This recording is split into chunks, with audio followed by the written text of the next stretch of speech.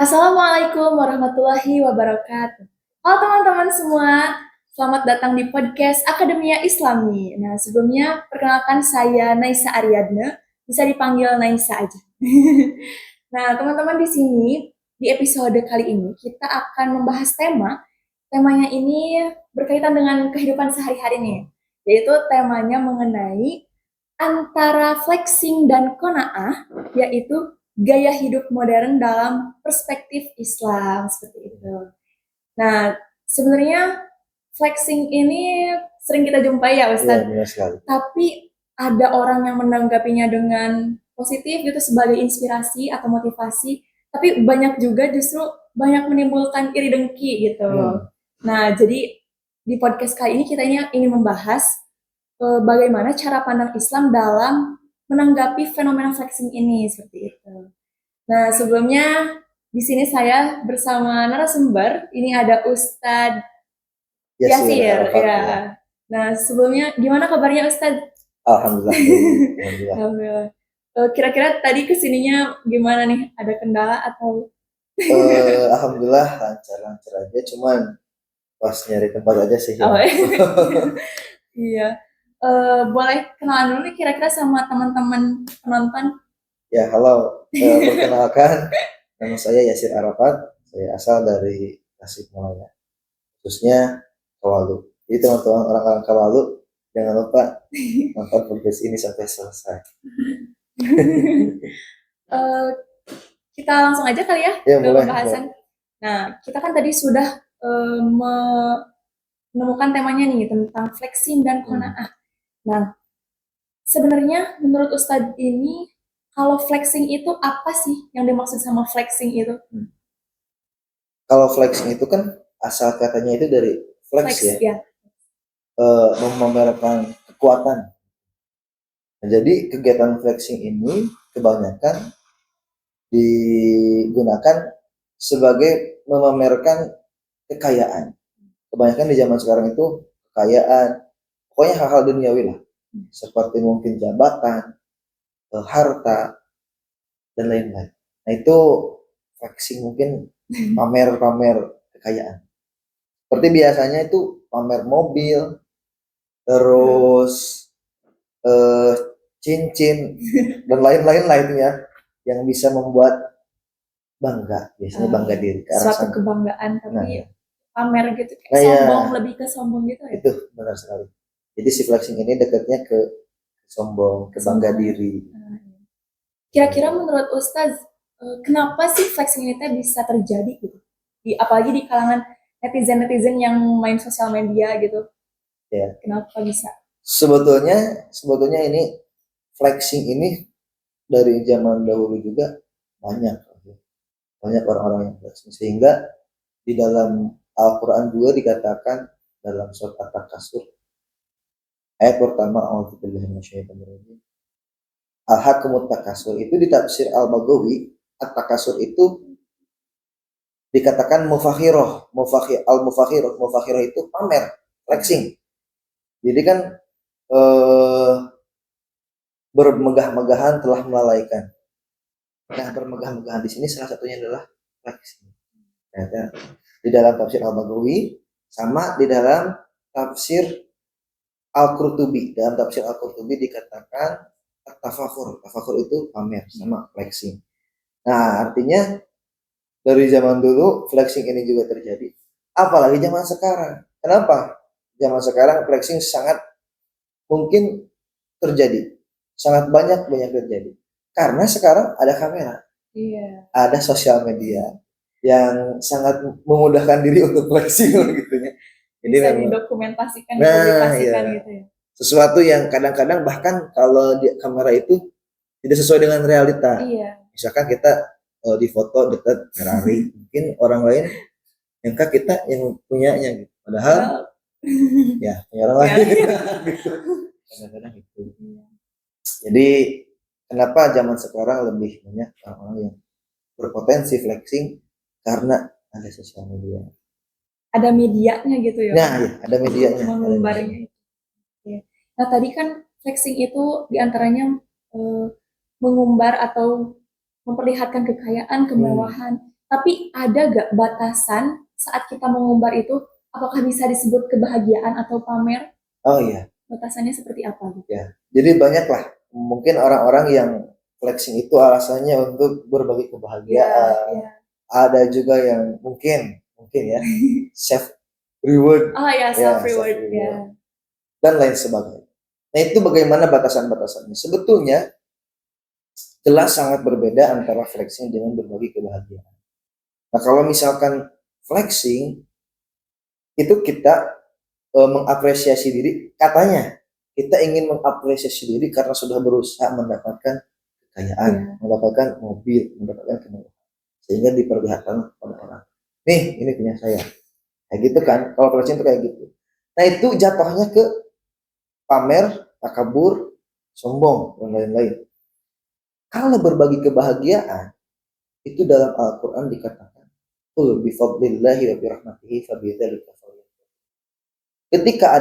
Ketika kita ingin berbagi kebahagiaan, mengungkapkan kebahagiaan, itu sah-sah saja, dengan catatan kita mengekspresikan kebahagiaan tersebut atas dasar menerima rahmat dari Allah Subhanahu wa taala.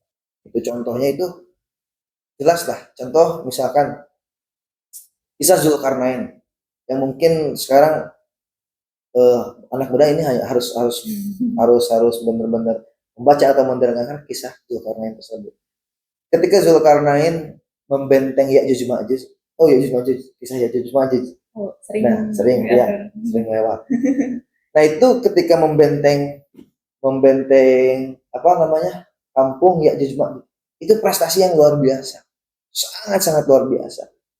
Kata Zulkarnain bilang dalam Al-Quran diabadikan, hadza rahmatum mir rabbi atau hadza fadlun mir rabbi, bahwa ini adalah karunia dari Allah. Jadi selama pembentengan itu, prestasi tersebut tidak membuat Zulkarnain, nah ini hasil saya, ini buatan saya, enggak seperti itu, tapi ini merupakan karunia dari Allah. Dia juga sangat bahagia, mengekspresikan kebahagiaan dengan cara meyakini bahwa ini merupakan rahmat dari Allah. Nah begitu pula kita, sebagusnya dan sepantasnya itu ketika kita mendapatkan sebuah prestasi atau mendapatkan sebuah karunia dari Allah, sebuah nikmat, sebuah rezeki, itu harus diekspresikan dengan rasa syukur, bersyukur bahwa ini bukan semata-mata usaha kita, ini adalah pemberian dari Allah. Nah itulah, itu kalau flexing yang tadi, kalau counternya yang kayak gitulah, harus banyak kayak bersyukur. Adapun berbahagia mah harus meyakini terlebih dahulu bahwa hal tersebut merupakan anugerah dari Allah, pemberian dari Allah. Itu kalau berbagi kebahagiaan ke arah sana lah. Kalau flexing itu benar-benar lupa, nggak tahu, nggak tahu ini siapa gitu yang ngasih ini siapa. Itu flexing. Melihatnya itu diri ini hebat. Kalau flexing itu kayak gitu. Tapi kalau berbagi kebahagiaan, mungkin saja masuk ke flexing dengan catatan yang tadi, mungkin saja bisa dikategorikan aman-aman saja, bahkan bagus, selama meyakini bahwa hal tersebut adalah pemberian dari Allah. Oke, jadi intinya dengan cara bersyukur ya. Ya, nah. Menerima rasa bahagia itu datangnya ketika kita bersyukur ya. Ya, benar. Jadi self reward itu kesana lah, kesyukur lah. Kesyukur ya. Nah, dengan rasa bersyukur ini kan berarti kita juga supaya mencegah dari flexing ya gitu, menerima dan merasa cukup atas pemberian Allah gitu ya, pemberian nikmat. Dan itu teh disebutnya istilah qanaah. Oh iya. Ya kan Ustadz? Rasa cukup ya istilah qanaah itu. Nah tapi kira-kira sebagai kita Muslim itu apa sih qanaah untuk kita sebagai seorang Muslim di kehidupan ini? Ya. Jadi qanaah ini merupakan salah satu sikap sosial yang perlu diamalkan atau diterapkan dalam kehidupan kita. Itu dikatakan. Jadi kalau qanaah itu salah satu sikap yang harus dimiliki oleh seorang mukmin. Kenapa? Karena ketika kita qanaah, kita akan banyak-banyak bersyukur, serta akan merasa puas dengan pemberian dari Allah Subhanahu wa taala itu. Jadi kita akan ridho. Hasilnya dari qanaah itu nanti akan mendatangkan ketenangan, lebih berpikir jernih dan lain sebagainya. Banyak hikmah dari kita melakukan qanaah itu. Kemudian qanaah juga bukan berarti, nah ini yang harus digarisbawahi, yang harus digarisbawahi oleh Gen Z itu ini. Qanaah itu bukan berarti kita malas-malas. Banyak ya, tetap kita harus benar-benar berikhtiar secara maksimal. Banyak orang yang menerima pemberian dari Allah, ya udahlah kita mau gini-gini aja, bukan seperti itu. Itu salah total. Jadi kita menerima apapun yang diberikan oleh Allah setelah kita berikhtiar dengan maksimal, sehingga qanaah ini tidak akan membuat stres. Nah, jadi banyak nih Gen Z atau Gen Alpha ataupun Gen milenial juga sama yang menyalahartikan. Kemudian ketika menggebu-gebu memaksimalkan usaha ikhtiar sampai pada akhirnya tetapi tidak sesuai, kita stres, banyak pikiran. Kemudian kadang-kadang menyalahkan Allah dengan konteks gini. Misalkan kita itu udah berusaha, tapi Allah kenapa nggak ngasih yang terbaik, padahal yang terbaik versi Allah belum tentu yang terbaik versi kita. Ya, betul. Itulah kadang-kadang. Kemudian juga qanaah juga merupakan kekayaan hati. Nah ini harus dibangun nih dari teman-teman semua, karena kekayaan hati ini akan menghasilkan selera yang sederhana. Apapun yang diterima pasti akan nikmatnya itu, wah enak banget gitu. Tuh, termasuk kalau misalkan Gen Z suka yang berhubungan berpacaran atau menyukai satu sama lain, itu kalau seleranya itu sederhana, rendah, itu nggak gampang banyak masalah loh. Iya. Jadi banyak hubungan-hubungan yang menuju pernikahan ya ini khususnya ya, itu kenapa banyak struggle, banyak banyak masalah, karena itu seleranya itu, hatinya itu belum menjadi hati yang kaya. Banyak ekspektasi lah, keinginan yang terlalu tinggi. Itu menyiksa diri. Oke. Nah, setelah kita tahu nih apa itu qanaah, sekarang cara kita, apalagi nih kebanyakan Gen Z yang main media sosial, Ya. untuk menumbuhkan qanaah itu seperti apa? Soalnya banyak hal yang bikin kita distraksi gitu. Ya, karena pengen pemenuhan keinginan kan. Keinginannya sangat banyak gitu ya, betul. Nah, kalau misalkan dari pemenuhan keinginan, yang pertama itu wasyawirhum fil amr. Jadi ketika teman-teman semua ingin sesuatu, itu musyawarah dulu. Antara mungkin dengan kita, kalau kita sendiri mungkin penelitian dulu lah. Nyari tahu dulu bagaimana ilmunya yang benar. Musyawarah dengan keluarga. Mungkin bisa juga musyawarah dengan teman-teman. Nah, setelah musyawarah, faida azamta, ketika kita punya keinginan, punya keinginan, tawakal Allah, maka kita serahkan kepada Allah. Nah, di situ setelah tawakal, ikhtiar.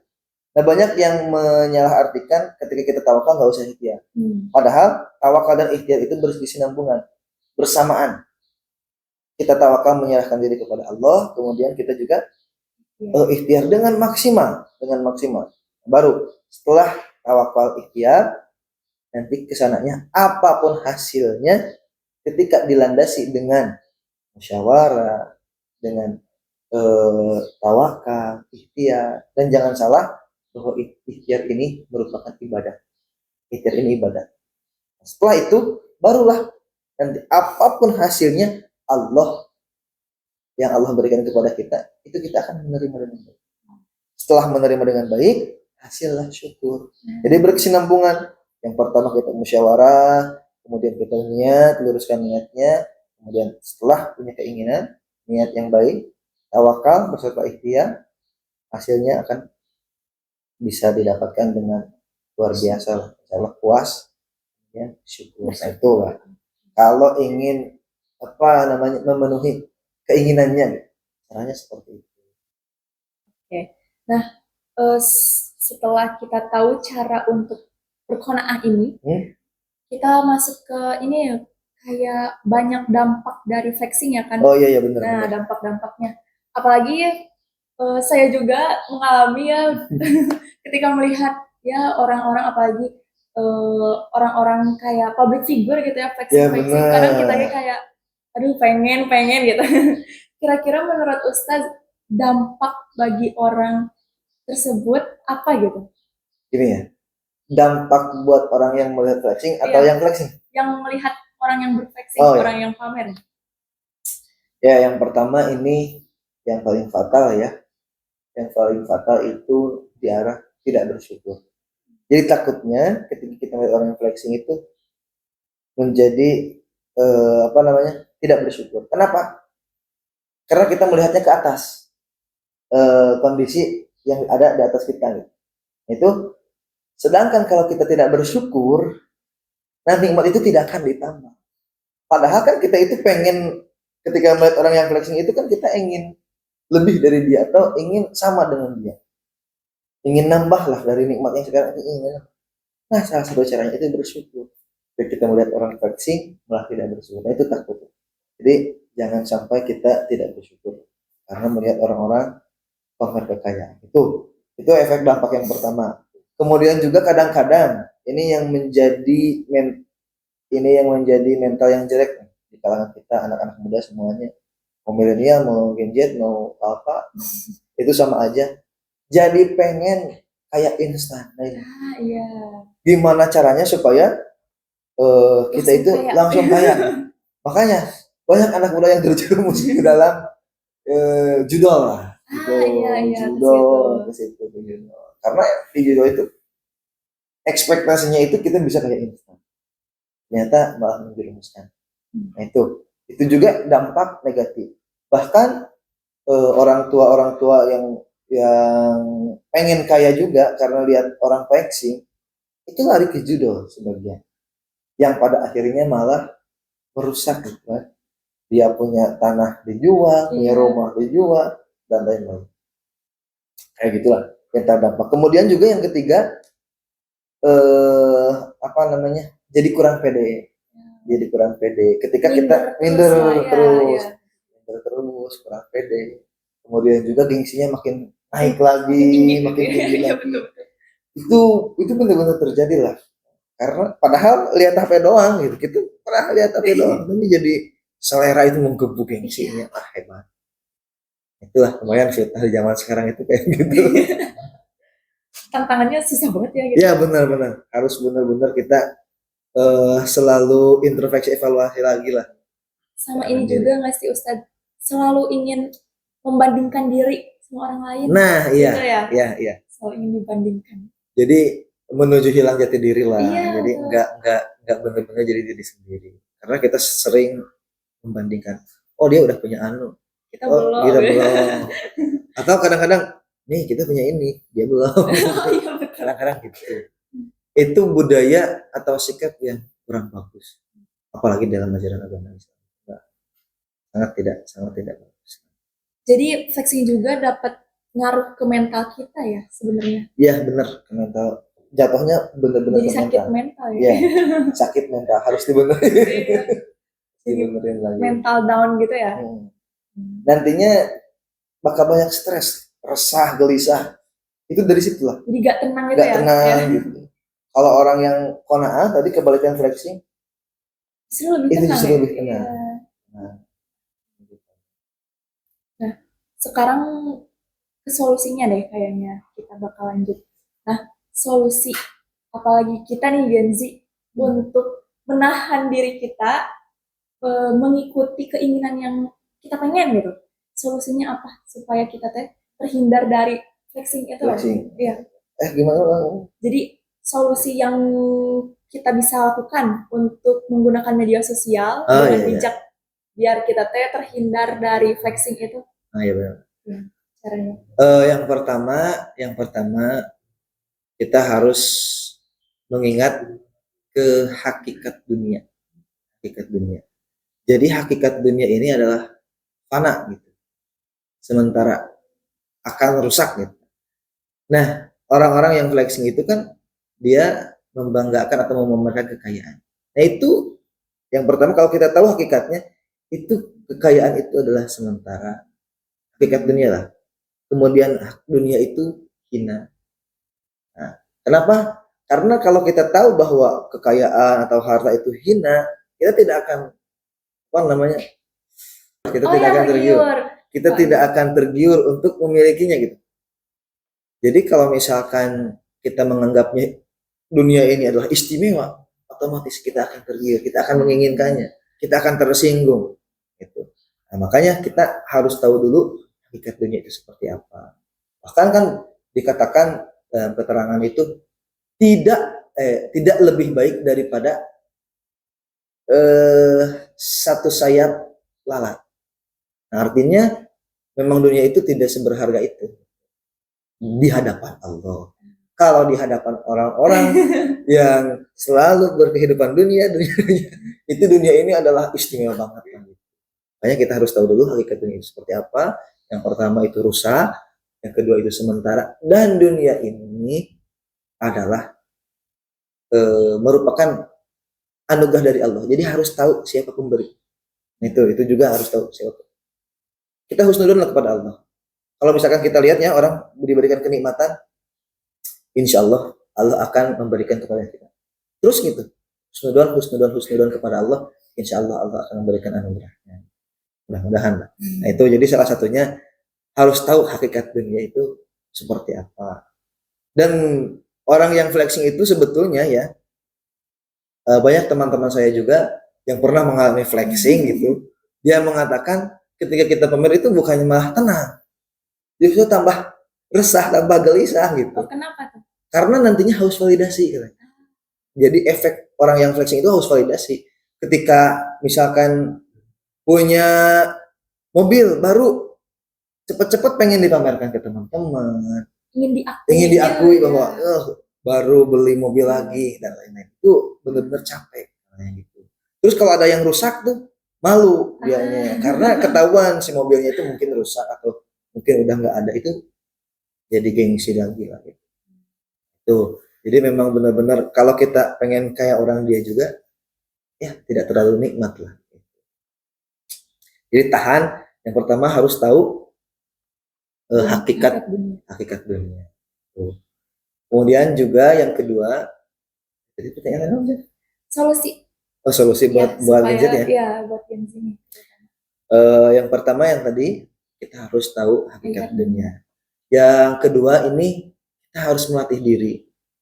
Kayak kalau dalam hadis, unduru ila man huwa asfala minkum wala tanduru ila man huwa fawqakum. Ajdaru hadis. Jadi kita itu harus banyak melihat ke arah bawah. Banyak melihat ke arah bawah, jangan terlalu sering melihat ke arah atas lah, yang berada di atas kita. Kenapa? Supaya kita banyak-banyak bersyukur, menerima. Jadi penglihatan kita itu jangan melulu ke atas lagi, tapi kita harus melihat ke bawah. Oh, ternyata orang ini banyak yang lebih susah daripada kita. Masih banyak orang yang kenikmatannya itu di bawah kita. Nah, harus banyak-banyak seperti itu. Itu cara yang kedua, solusi buat kita semua. Kemudian juga yang selanjutnya, salah satu solusinya adalah kita melatih diri untuk bersedekah. Itu ada ada pengaruh. Kita melatih diri untuk bersedekah, kita akan melihat orang-orang banyak yang membutuhkan daripada kita. Itu juga melatih diri supaya menjadi solusi lah buat anak-anak muda. Kemudian di sosmed, di sosial media, hindarilah konten-konten yang maksudnya membuat mental kita itu semakin sakit gitu. Yeah. Mending kita nyari konten-konten yang membuat kita itu semangat untuk melanjutkan hidup, memotivasi kehidupan, menginspirasi. Itulah, silahkan. Saya misalkan kalau misalkan ada melihat orang yang flashing itu membuat semangat kita dalam bekerja misalkan. Yeah. Nah, kalau misalkan ada rasa optimis, ada rasa semangat, oke, bolehlah. Selama rasa optimis itu hadir. Tapi kan kebanyakan kejelekan-kejelekannya yang apa namanya malah muncul. di Iya. diri kita. Jadi lebih baik skip aja dulu gitu. Oke. Kalau sikap qanaah yang paling sederhana yang bisa kita terapkan di kehidupan sehari-hari seperti apa, Ustaz? Ya. Sikap sederhana dari qanaah itu kita yang apa namanya bukan mengikuti, sikap yang sederhana yang bisa diterapkan dalam kehidupan sehari-hari itu kita harus bisa ikut bahagia ketika orang lain mendapatkan nikmat. Nah itu lah. Bahagia dengan orang lain bahagia Nah gitu. iya benar. Jadi ketika orang lain mendapatkan kenikmatan itu jangan sampai kita malah sakit hati. Iya. Coba kita ikut berbahagia. Oh alhamdulillah. Mengucapkan apresiasi, mengucapkan congratulations dan lain-lain. Itu akan membenahi hati kita dan kita juga akan ke arah mendapatkan kenikmatan yang lain. Itu jadi cobalah ikut berbahagia atas kenikmatan yang diberikan Allah kepada orang lain. Insya Allah nanti kita juga akan diberikan lah. Bahkan mungkin yang lebih dari nikmat tersebut. Iya. Nah, sekarang aku mau nanya nih, Iya Ustaz. boleh. Kan suka ada konten creator atau influencer atau ya public figure yang membuat kontennya itu berbagi rezeki misalkan atau Iya benar. apapun. Kadang di satu pandangan itu tuh terlihat baik gitu ya, memotivasi kita ingin selalu bersedekah kepada orang lain. Tapi di pandangan lain juga ada yang memandang bahwa itu tuh riya gitu. Iya benar. Nah, menurut Ustadz itu gimana? Iya gini. Mengenai yang pertama adalah mendokumentasi ya. Dokumentasi kebaikan. Apakah itu di up itu gimana? Ria. Yang pertama gini. Ria itu adalah urusan hati sebetulnya. Ria itu pengen dilihat oleh orang lain. Nah, itu urusan hati sebetulnya. Nah, perasaan ria ini munculnya itu kategorinya adalah timbul selang. Maksud timbul selang itu tidak melulu hadir secara pasti. Tapi kadang-kadang muncul, kadang-kadang juga tidak. Dan tidak bisa diprediksi gitu. Kadang-kadang ketika kita udah awalnya ikhlas, itu udah ikhlas, kemudian juga tiba-tiba lagi berbagi, wah banyak orang nih, kita terlihat baik nih, jadi ada ria. Nah, jadi si ria ini adalah penyakit hati yang memang timbulnya itu instan, timbul selang. Makanya bagaimana tentang berbagi didokumentasikan, itu silahkan berbagi dulu kebaikan. Kenapa? Karena berbagi kebaikan didokumentasikan itu adalah yang pertama kita ngasih tahu bahwa masih ada orang-orang yang baik, gitu, menyebarkan kebaikan dan lain-lain lah ya. Itu manfaatnya banyak. Mungkin banyak orang juga yang merasakan manfaatnya seperti misalkan orang yang menerimanya, orang yang menontonnya dan lain-lain. Nah, adapun tentang riaknya ini, kalau kata guru saya gini, silahkan ibadah aja dulu, silahkan berbagi aja dulu, silahkan lakukan hal tersebut dulu, dokumentasikan silahkan posting dulu. Kalaupun muncul muncul perasaan ria ingin dia orang lain, silahkan istighfar. Astagfirullah. Kalau misalkan kita tiba-tiba berlaku pengen dilihat oleh orang lain. Karena gini kan, kalau misalkan kalau contoh dalam sholat itu lebih ringan. Contoh, kita kan sholat atas perintah Allah. Kemudian kita sholat. Nah, sedang sholat, kita awalnya ikhlas. Ternyata ada orang lain. Ternyata si setan itu membisik-bisik. Wah, kamu kelihatan oleh orang lain. Sehingga kita punya hati untuk dilihat oleh orang lain. Itu kan muncul ria. Nah, pada saat itu, lakukan tetap sholat. Kenapa? Supaya sholatnya itu, ibadahnya itu tetap sah, tetap selesai, tetap dipahala.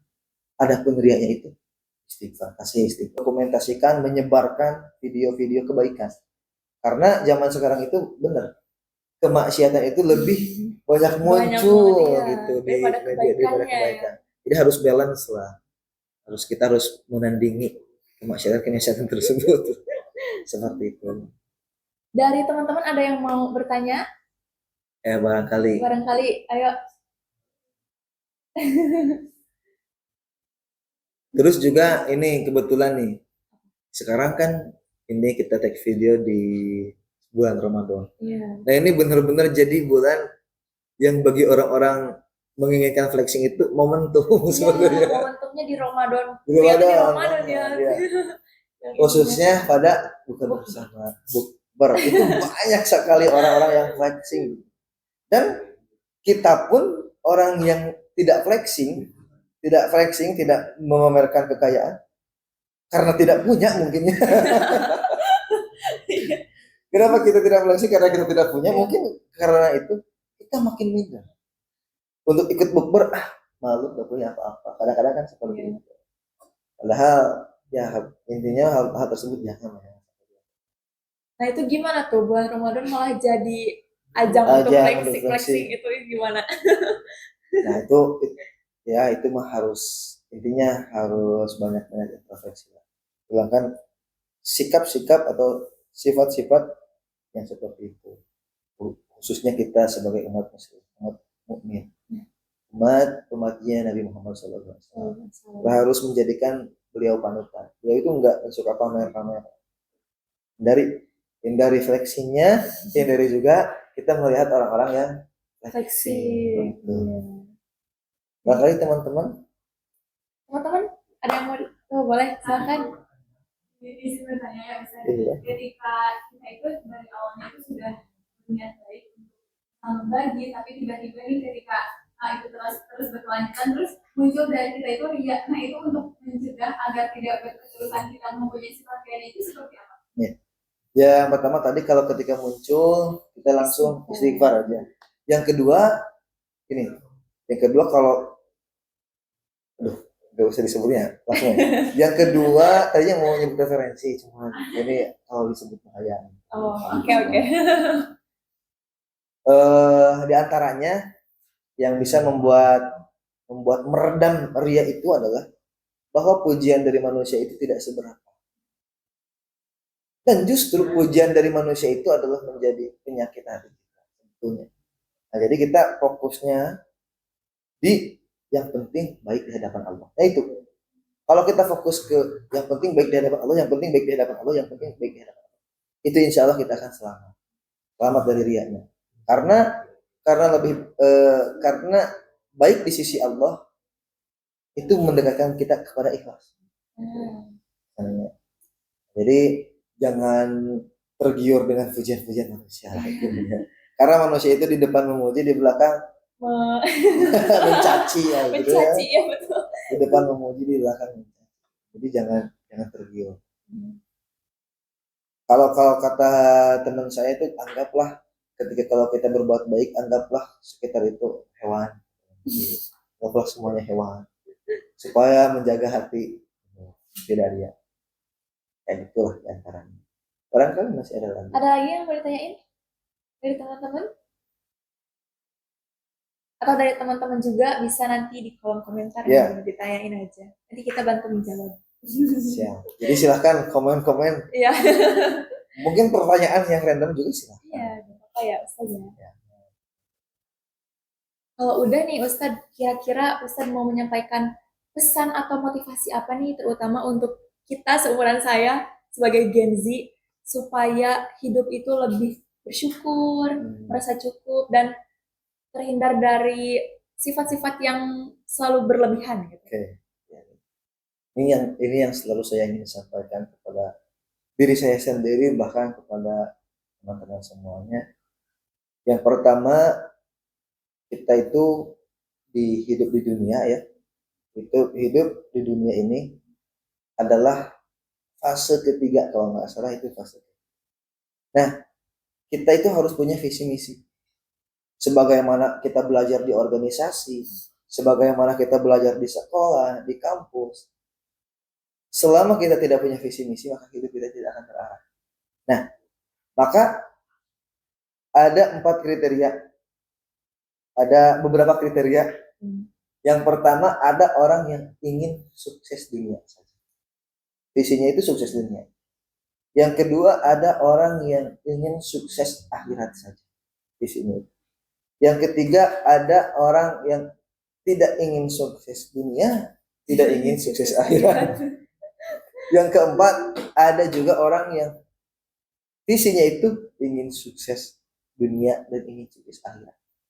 Nah, maka bagusnya kita itu sukses dunia dan akhirat. Nah, gini, yang menjadi ingin saya sampaikan ini, ketika kita ingin sukses dunia dan ketika kita ingin menjadi sukses akhirat, itu sukses akhirat selalu diabaikan. Kenapa? Sebagai anak muda kan gini, visi untuk sukses dunia yang pertama biasanya program. Kalau ada visi kan pasti ada misi. Misinya itu anak muda itu banyak, mau jualan, mau berbisnis, mau bikin sewa-sewaan ataupun apa itu. Program itu banyak, misinya itu banyak. Harus menabung, harus menjaga uang, jangan banyak pengeluaran dan lain-lain. Itu misinya banyak. Tapi ketika ditanya, apakah kamu ingin sukses akhirat? Ya, tapi misinya itu nggak ada. Nah, maka sebagaimana sukses dunia kita punya program, misi, kita juga ketika ingin sukses akhirat, maka kita juga harus ada misinya, programnya. Program, mau itu hal-hal yang wajib kita maksimalkan, ataupun hal-hal yang sunat kita giatkan. Itu. Jadi silahkan programkan kesuksesan dunia teman-teman semua, kita semua, dan programkan juga untuk kesuksesan akhirat. Jadi balance dua-duanya.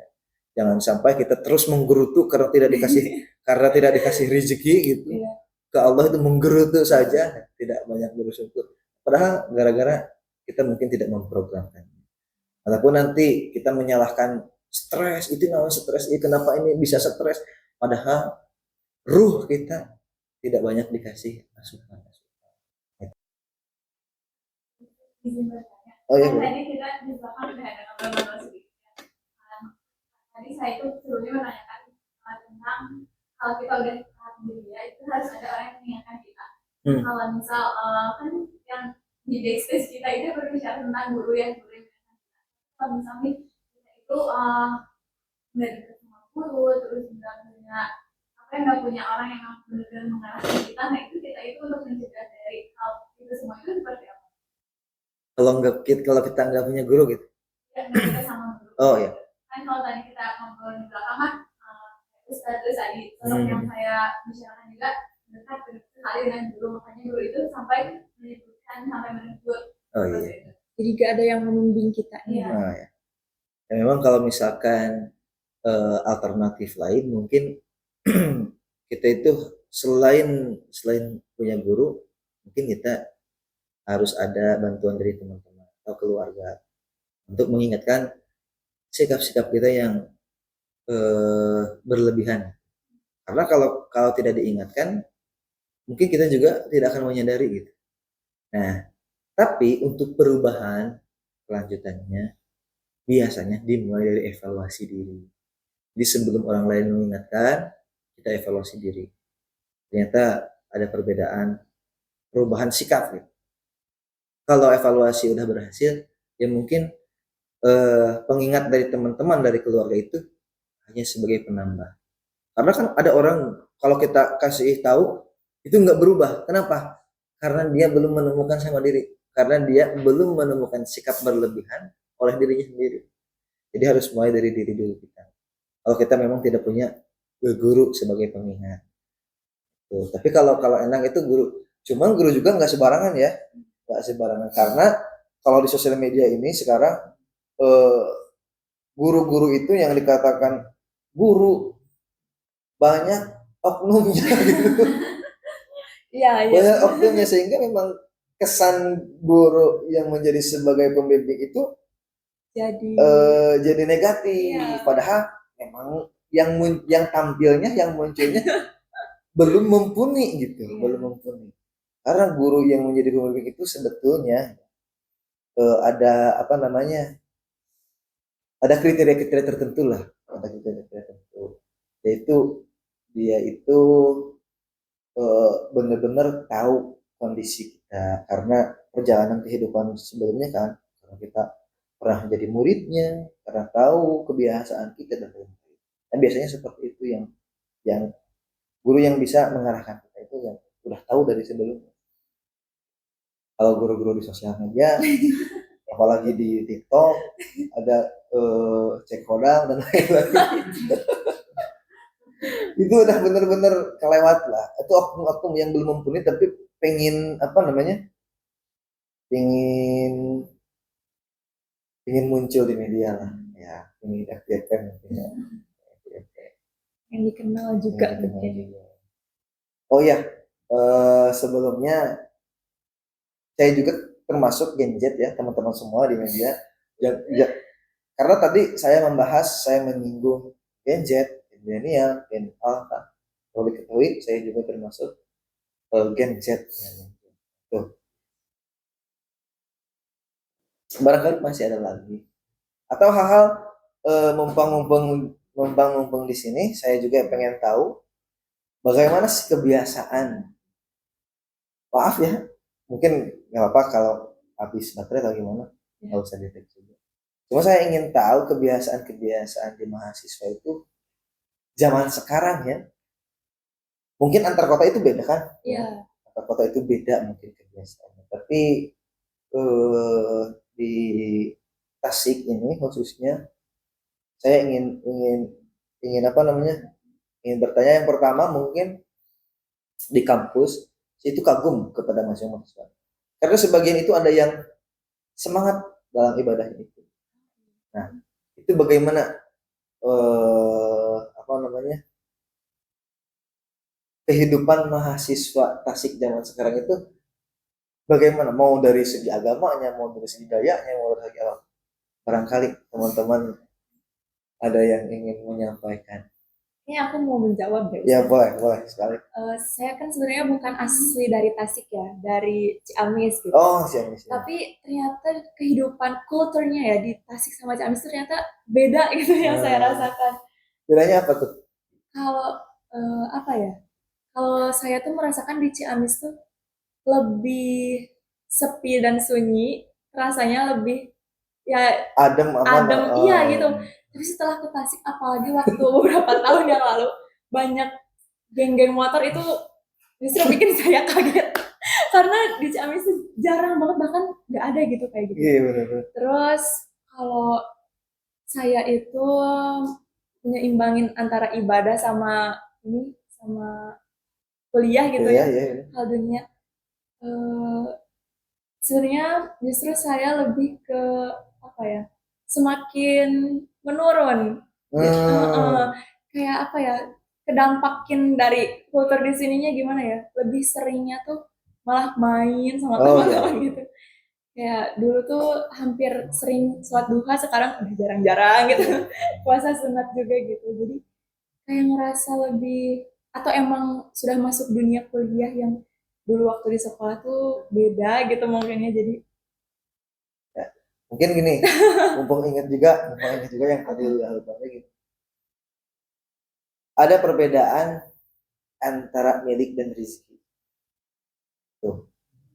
Ini yang sering dikejar oleh orang-orang itu, khususnya buat orang yang flexing itu adalah kepemilikan sebetulnya. Rasa Rasa kepemilikan. Ini ada perbedaan. Yang pertama, kalau milik itu adalah sesuatu yang dimiliki oleh kita. Contoh, saya punya HP, ini milik saya. Atau ini milik teteh, misalkan, kursi ini milik teteh. Nah, kalau kepemilikan itu hanya status sebetulnya. Status. Kalau rezeki, itu rezeki apa namanya? Rezeki itu adalah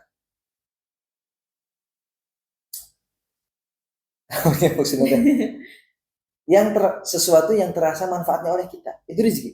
Contoh, kursi ini bukan milik saya, tapi kursi ini salah satu rezeki saya.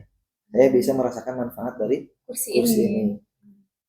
Mungkin HP ini milik saya, tapi kadang-kadang menjadi rezeki orang lain ketika dipinjam. Motor atau minuman kan gitu. Rezeki itu bener-bener enggak bisa ditakar oleh pekerjaan. Nah ini banyak orang-orang yang menakar, mengukur rezeki itu dengan kerjaan dia gitu. Padahal rezeki itu sesuatu yang dirasakan kemanfaatan. Kita kan sebelum gajian udah merasakan minum, makan gitu kan.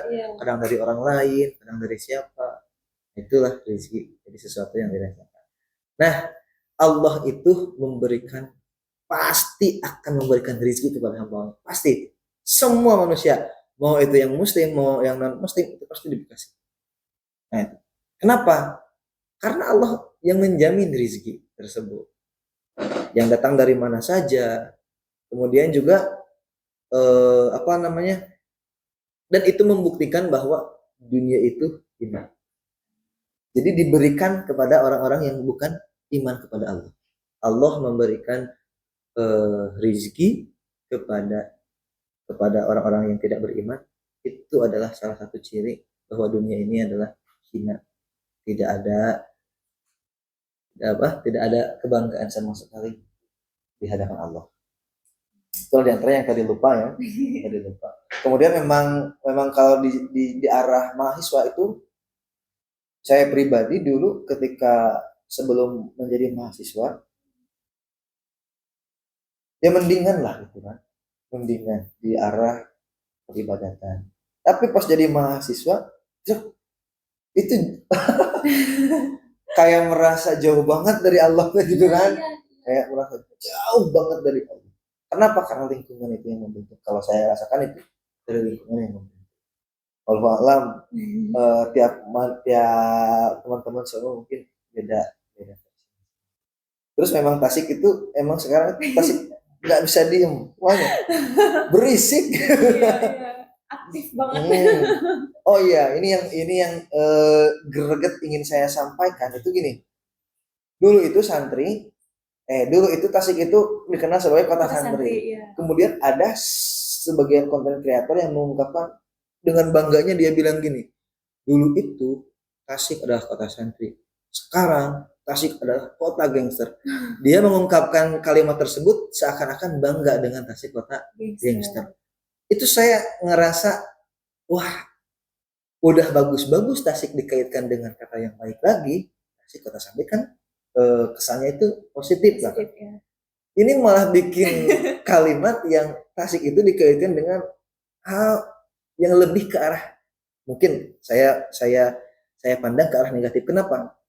Mungkin gangster itu ada manfaatnya bagi sebagian orang, tapi untuk kita semua, untuk yang saya rasakan itu bukan manfaat, tapi keresahan. Maaf teman-teman yang suka gangster itu resah. Saya itu nggak berani.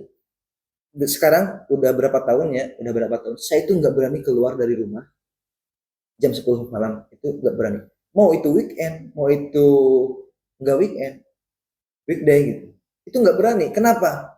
Malas, takut gangster. Karena motif kayak berita pembacokannya itu nggak ada motif kesalahannya, emang dia tiba-tiba ngebacok. Iya. Nah itu yang ngerinya. Jadi ya mohonlah teman-teman semuanya, teman-teman saudara-saudaranya yang punya keluarga, mohon sayangi keluarga masing-masing gitu. Karena kita belum siap untuk menghadapi kehidupan akhirat, pembalasan. Masih belum cukup. Ya, masih belum cukup lah. Belum cukup farming. Barangkali ada lagi? Ada lagi? Oh iya, silahkan. Ini masih sedikit ya, Pak, jadi bertanya tadi menyinggung karena kan itu pasti ada kekerasannya dong. Iya benar-benar. Ada tawarannya, ada seperti begal lah, seperti itu. Nah, jika dikaitkan itu mungkin biasanya apa takaran itu bagaimana? Saya tahu aja. Ya, ini pertanyaan yang bagus. Yang sangat bagus, yang sangat baik, karena soalnya kebanyakan orang itu harus tahu gitu biar mencegah gitu. Ya benar. Biar mengetahui ya. Begini, dalam Islam Nabi Muhammad SAW itu mengajarkan perdamaian, mengajarkan persatuan. Itu dari Islam itu, persaudaraan Islam itu yang diajarkannya bukan hanya persaudaraan atas keimanan, atas sesama orang-orang yang beriman, atas sesama orang yang muslim, tapi juga Islam mengajarkan harus menjaga persaudaraan sesama manusia, sesama negara, sesama agama, sesama keluarga. Nah, yang menjadi bentrok di kalangan gangster ini kan ada yang ngebunuh, ada yang mencelakai, dan ini jelas dosa. Itu membunuh itu tidak diperkenankan dalam agama Islam. Bahkan melukai itu kategorinya mendolimin, ya. Mendolim itu juga tidak diperkenankan. Itu kategorinya adalah dosa. Nah, jadi buat teman-teman, ketika kita yang pertama dosanya itu adalah menyalahi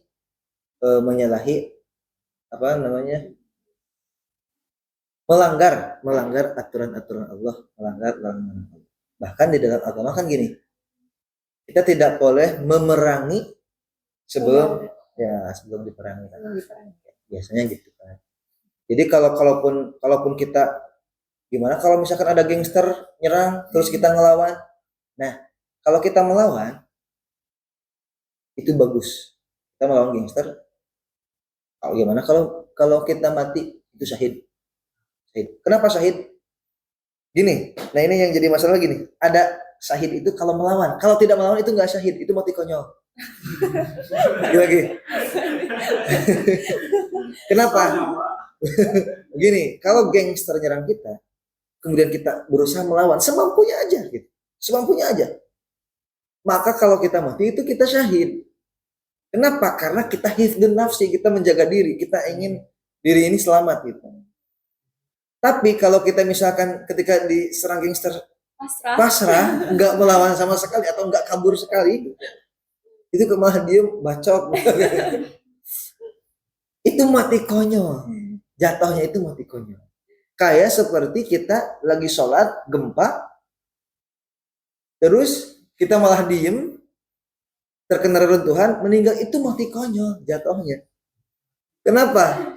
Karena kita sadar bahwa ini adalah gempa. Kita harus menyelamatkan diri, ada hifdzun nafsi. Wallahu alam, yang lagi sholat itu bisa disebut mati syahid atau mati konyol, itu tergantung. Karena kalau menurut saya masuknya itu kan kita sadar bahwa ini lagi gempa kencang. Kita harus menyelamatkan diri. Itu lebih penting daripada kita melanjutkan sholat. Itu. Kalau yang tadi yang kasusnya. Nah, jadi kalau menurut saya itu kesyahid itu berat. Tapi yang melawan gangster itu pasti syahid kalau kita benar-benar melawan. Nah, di dalam ajaran agama kata Nabi diperintahkan kalian harus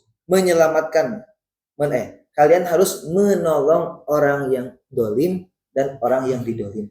Kata sahabat bertanya, ya Rasulullah, kita menolong orang yang didolim itu ya gampang atau mudah, kita juga logis. Terus kata para sahabat, bagaimana menolong orang yang mendolim?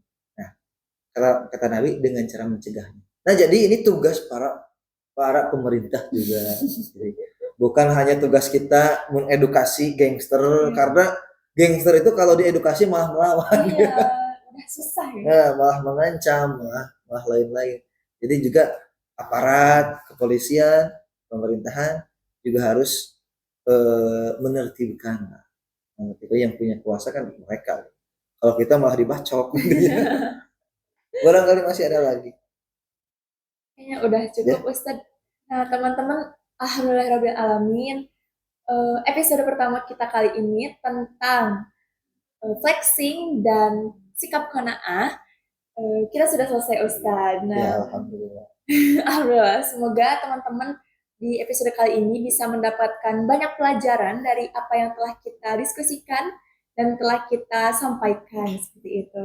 Dan kami juga ingin berterima kasih kepada Pak Ustadz Yasir yang sudah berkenan hadir di podcast Akademia Islami ini.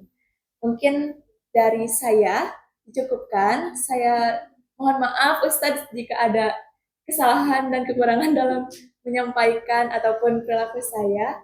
Terima kasih. Wassalamualaikum warahmatullahi wabarakatuh.